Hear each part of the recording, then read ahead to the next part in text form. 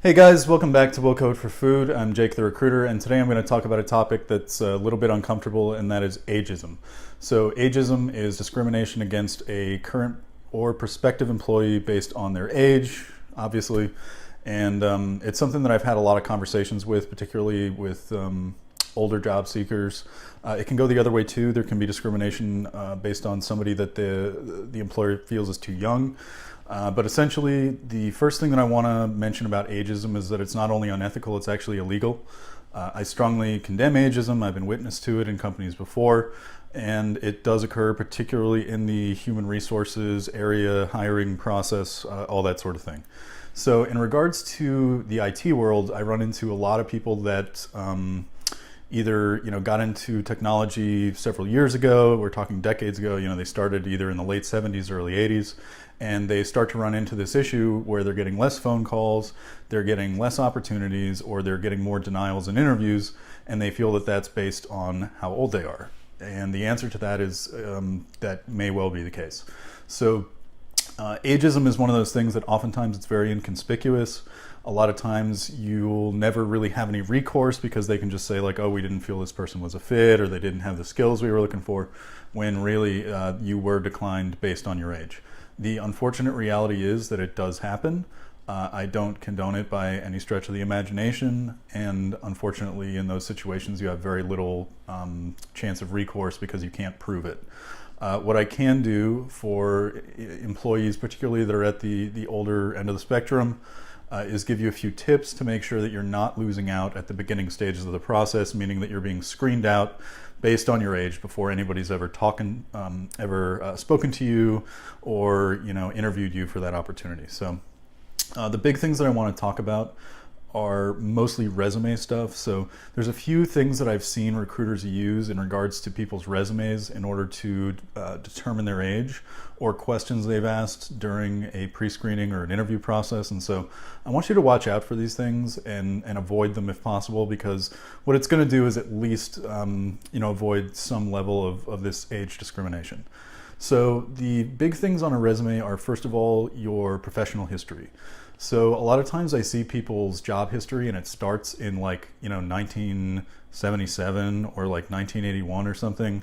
And what a lot of people are going to do as recruiters is in their mind they're going to say, okay, well, this person is definitely in their mid 50s, maybe early 60s, and therefore I don't really want to talk to them because I feel like they're going to be somebody that's not going to be able to adapt fast enough, or that we're not going to get as many years out of them as we would somebody younger, or they're not going to be a culture fit. So essentially they're operating on incorrect stereotypes, and they're discriminating against this person based on their age. Yes, it's illegal. No, it's not good.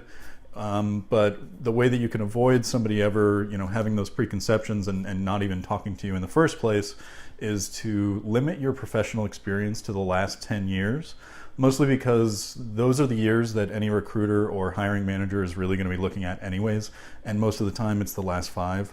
But those are the most relevant experience, because odds are if it's something that you were doing more than 10 years ago, unless it's directly related to what they're hiring you for, that experience is going to be far less valuable than your recent experience.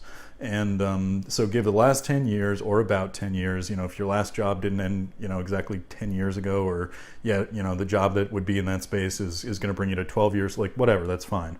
But just don't put a 30-year professional experience. Cut it at around 10, and then a little thing in parentheses, just put additional work experience available upon request. I have yet to meet the recruiter or hiring manager that requests anything past 10 years.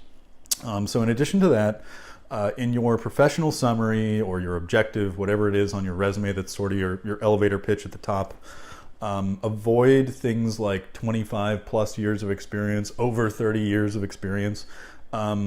It's probably not as much of a value add as you might think it is. I understand that you've been in the game a long time. Your experience isn't worth nothing. Of course it's not. But saying over 30 years of experience in information technology or programming or whatever it is not going to add any less value or more value than saying something like, highly experienced software developer, senior level network architect, highly accomplished program manager. Like your job title itself, if you had that in a previous job, or hopefully it's something that conveys your experience level already. But you don't have to list, a number of years of experience that's automatically going to be able to have a recruiter look at that and assign, sort of a minimum age to you. Be careful too, veterans, when you're listing your military experience, because most recruiters are going to assume that you follow the most common progression of, join the military probably shortly after high school, and then when you got out of the military, you either transition into the public or commercial sector, just not directly for a branch of the military. And if you include when your honorable discharge was in terms of a year, they will use that to assign a ballpark age to you. Again, illegal, discrimination, not okay, still happens. So just be careful of that. Year of graduation from college is another one. Don't put down that you got your bachelor's in 1978. It's not something that anybody needs to know. By all means, list your educational credentials. Here's my bachelor's, master's. If you have any other degrees or education, that sort of thing, certifications, whatever. But the year that you got it is pretty much irrelevant. Particularly if you're an experienced hire. Your bachelor's degree that's 10 years old is going to carry just as much water as one that's 30 years old. Let's be honest, like at that point, the work experience that you have is going to be much, much more valuable than your academic experience. The further you get in your career, the more your academic experience becomes a box to tick. They don't really care oftentimes, unless it's, a compliance thing because the company has policies around, different degrees for jobs or seniority levels or whatever.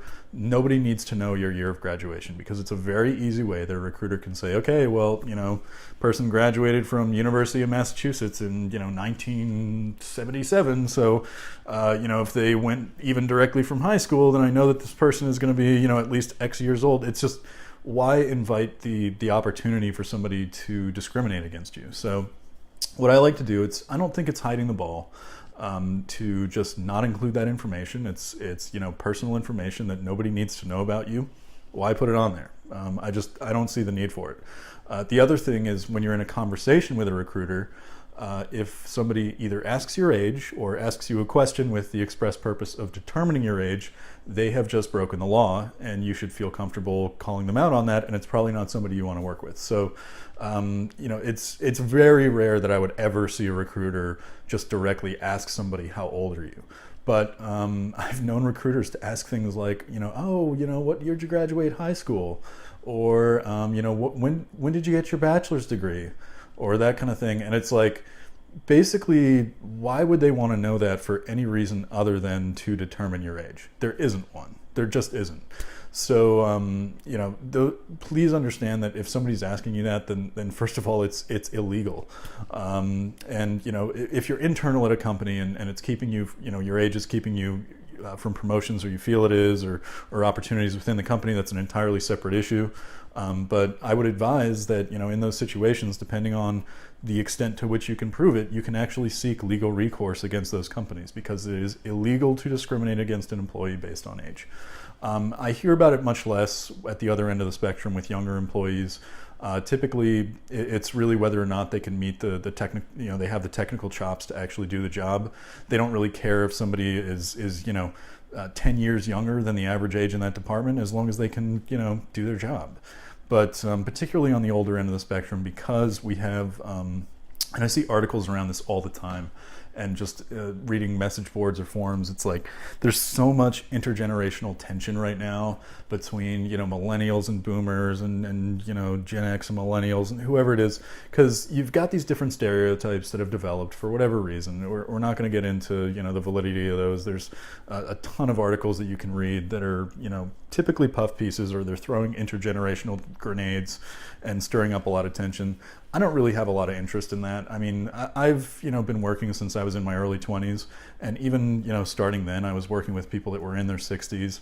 Now I'm sort of in the middle, and I work with people younger than me. I work with people older than me. I really don't care. What I care about is whether or not they're doing their job, whether or not they're professional about it. I think that there's a lot more sort of saber rattling in news articles and that kind of thing. But this ageism and the intergenerational, combativeness, it does exist. So just, navigate those waters as best you can. Try not to judge people based on their age. And if you feel that you're up against a place where it's an uphill battle because you're facing ageism, either drop out of the process or actually seek recourse against that place if you can prove that it happened, because it shouldn't be happening under any circumstances.